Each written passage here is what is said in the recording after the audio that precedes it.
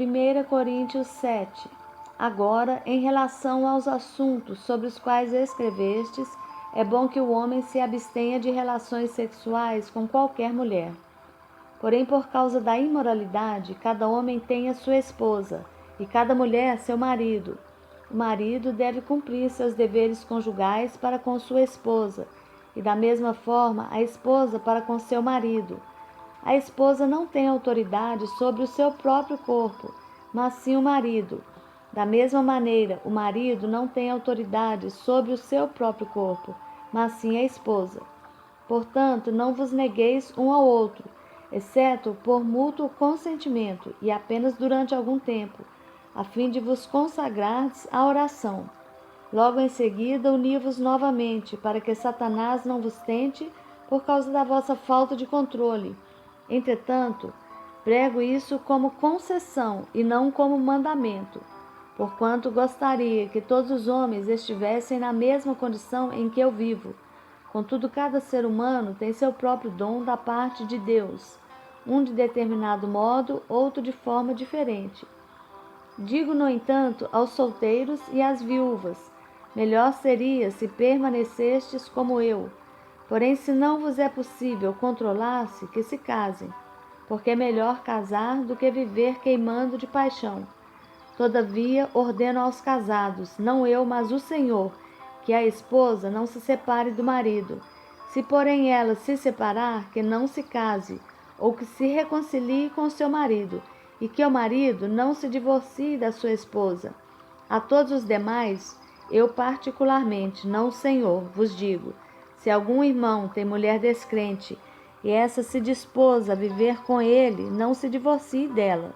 Da mesma forma, se a mulher tem marido incrédulo, mas este consente em viver com ela, não se separe dele. Porquanto o marido descrente é santificado por causa da esposa cristã, e a esposa incrédula é santificada por causa do marido crente. Se assim não fosse, seus filhos seriam impuros, mas agora são santificados. No entanto, se o incrédulo decidir separar-se, que se separe. Em tais circunstâncias, nem o irmão nem a irmã estão sujeitos à servidão, pois Deus nos chamou para vivermos em paz. Porquanto, como podeis saber, ó mulher, se salvarás teu marido? Ou como sabes, ó homem, se salvarás tua mulher?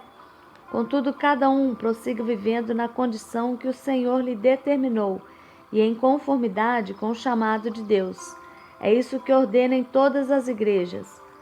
Foi alguém chamado já sendo circuncidado? Não se preocupe em desfazer sua circuncisão. Foi alguém chamado sendo incircunciso? Não se deixe circuncidar. A circuncisão em si não faz o menor sentido, e a incircuncisão também não significa nada.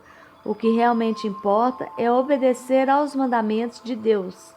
Cada um deve permanecer na condição em que foi chamado por Deus.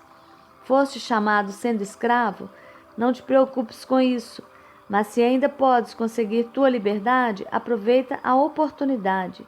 Pois aquele que sendo escravo foi chamado pelo Senhor, é liberto e pertence ao Senhor. E da mesma forma, aquele que era livre quando foi chamado agora é escravo de Cristo. Fostes comprados pelo mais elevado preço. Não vos torneis escravos de homens. Portanto, irmãos, cada um deve permanecer diante de Deus, na condição em que foi chamado.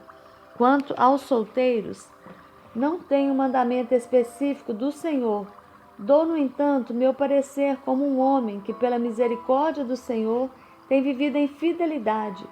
Considero, portanto, que é saudável, devido aos problemas deste momento, que a pessoa permaneça em sua atual condição. Estás casado? Não procures separação. Estás solteiro? Não procures casamento. Todavia, se te casares, com esta atitude não pecas. Da mesma forma, se uma virgem vier a se casar, também por isso não comete pecado. Contudo, aqueles que se casam enfrentarão uma série de dificuldades nessa vida, e eu gostaria de poupá-los disso. Irmãos, o que desejo vos fazer entender é que o tempo se abrevia sobremaneira. De agora em diante, aqueles que têm esposa vivam como se não tivessem. aqueles que estão tristes, como se não chorassem, os que estão alegres, como se não houvessem alcançado a felicidade, os que podem comprar o que desejam, como se nada possuíssem, os que se beneficiam dos produtos do mundo, como se não tivessem acesso a nada, porque a forma presente desse mundo está se transformando. O que desejo de fato é que estejais livres de preocupações. Quem não é casado pode se entregar aos assuntos do Senhor, em como mais poderá agradar ao Senhor. Entretanto, quem é casado preocupa-se com os negócios deste mundo, em como irá agradar sua esposa, e fica dividido. A mulher que não é casada e a virgem se ocupam dos assuntos do Senhor, para serem santas, tanto no corpo como no espírito. A mulher casada, no entanto, preocupa-se com os negócios do mundo e de como irá agradar seu marido. Estou dizendo isso para o vosso maior benefício, não para restringir vossa liberdade, mas para que possais viver de maneira honrada, em plena consagração ao Senhor. Mas se alguém julgar que está agindo de forma desonrosa perante sua noiva, se ela estiver passando da idade, crendo que deve se casar, faça como entender melhor. Ele não peca por isso, que se casem.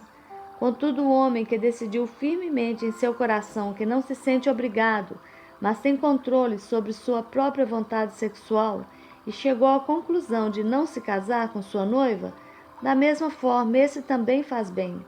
De modo que aquele que se casa com sua noiva faz bem, mas quem não se casa faz melhor.